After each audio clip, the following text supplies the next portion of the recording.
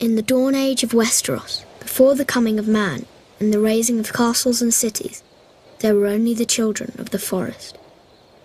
Little is known of them now, but it is said they were small in stature, dark and beautiful, and no taller than children when grown to manhood. They lived in the depths of the forests and hidden villages, crannogs and caves.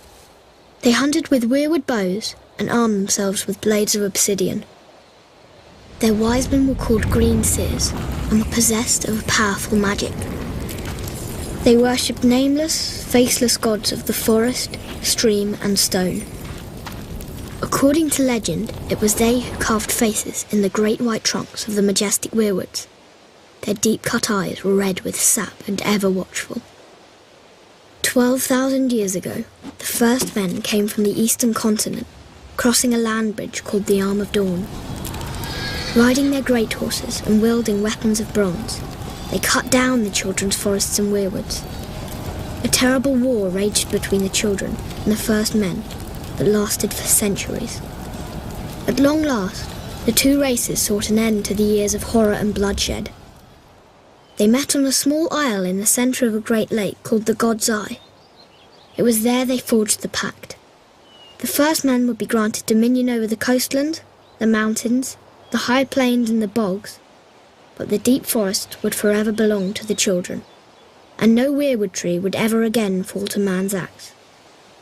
To seal the pact before the gods, the children carved a face in every weirwood tree on the island, which came to be known as the Isle of Faces.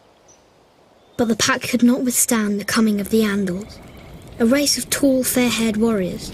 They attacked with fire and weapons of steel, slaughtering the children of the forest wherever they could find them, burning out their weirwood groves, hacking away at the faces of the old gods, and spreading their own religion through the land.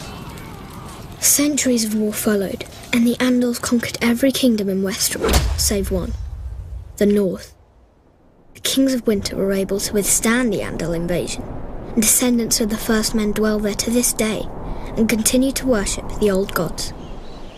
As for the children of the forest, those who survived the slaughter were said to have fled far north and have not been seen again. Most assume they're long dead, and some don't believe they ever existed.